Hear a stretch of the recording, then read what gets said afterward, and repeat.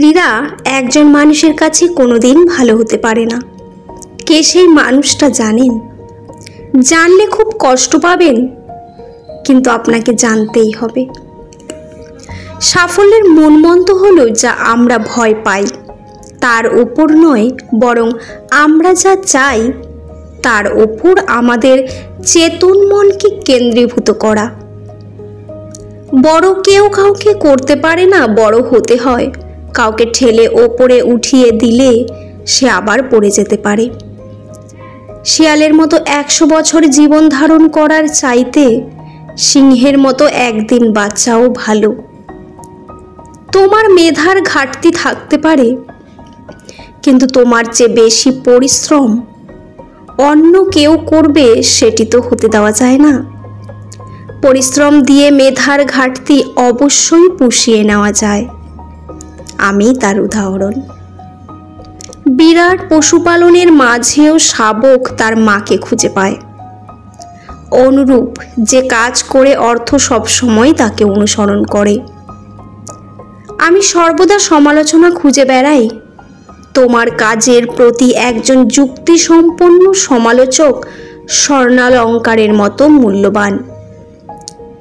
যখনই কোনো সফল ব্যক্তির দিকে তাকাবে, দেখতে পাবে অনেক সুনাম খ্যাতি, কিন্তু দেখতে পাবে না সেই সব আত্মত্যাগগুলোকে যেগুলো ওই সাফল্য এনেছে।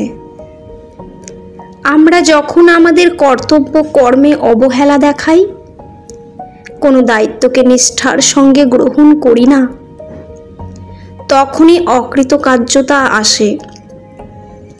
সাফল্য মানে 9 বার পড়ে গিয়ে 10 বারের মাথায় উঠে দাঁড়ানো। আশা কখনোই তোমাকে হাল ছাড়ে না, বরং তুমি তাকে ছেড়ে দাও। সব শক্তি আপনার মধ্যে আছে, সেটার ওপর বিশ্বাস রাখুন। এটা বিশ্বাস করবেন না যে আপনি দুর্বল। দাঁড়ান এবং আপনার মধ্যেকার দৈবত্বকে চিনতে শিখুন। জাতির সবচেয়ে ভালো মেধা ক্লাসরুমের শেষ বেঞ্চ থেকে পাওয়া যেতে পারে। প্রত্যেক মহান ব্যক্তি তাদের চূড়ান্ত সফলতা অর্জন করেছেন তাদের চূড়ান্ত ব্যর্থতার এক ধাপ পরেই। নিজের জীবনে ঝুঁকি নিন। যদি আপনি জেতেন তাহলে নেতৃত্ব করবেন, আর যদি হারেন তাহলে আপনি অন্যদের সঠিক পথ দেখাতে পারবেন। আগের অধ্যায় বারবার পড়তে থাকলে পরের অধ্যায়গুলোতে যাওয়ার কোনো সম্ভাবনা নেই। পৃথিবীর সব বড় অর্জনগুলো সেই সব মানুষের দ্বারাই হয়েছে যারা কোনো সম্ভাবনা না দেখার পরও আশা নিয়ে চেষ্টা চালিয়ে গিয়েছে। যারা পরিশ্রমী তাদের জন্য কোনো কিছুই জয় করা অসাধ্য কিছু নয়। যদি তুমি স্বপ্নেও আমাকে হারানোর কথা চিন্তা করো, তবে ঘুম থেকে উঠে ক্ষমা চেয়ে নাও। আশাবাদিতা হলো বিশ্বাস যা সাফল্যের দিকে পরিচালিত করে। আশা এবং আত্মবিশ্বাস ছাড়া কোনো কিছুই সম্পূর্ণ হবে না। যদি আমাকে একটি সমস্যা সমাধানের জন্য 1 ঘন্টা বেঁধে দেওয়া হয়, আমি 55 মিনিট সমস্যাটা নিয়ে চিন্তা করি এবং বাকি 5 মিনিট সমাধানটা নিয়ে চিন্তা করি।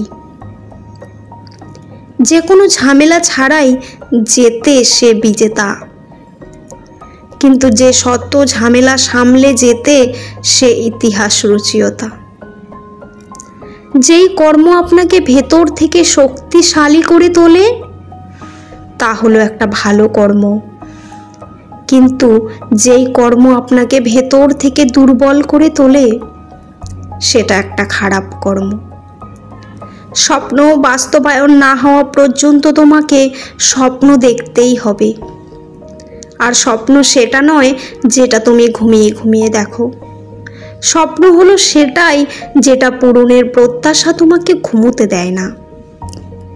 ভিডিওটি ভালো লাগলে চ্যানেলটি সাবস্ক্রাইব করে পাশে থাকবেন। পুরো ভিডিওটি দেখার জন্য আপনাদের অসংখ্য অসংখ্য ধন্যবাদ। ভিডিওর শেষে জয় শ্রীকৃষ্ণ লিখতে ভুলবেন না। ভালো থাকবেন।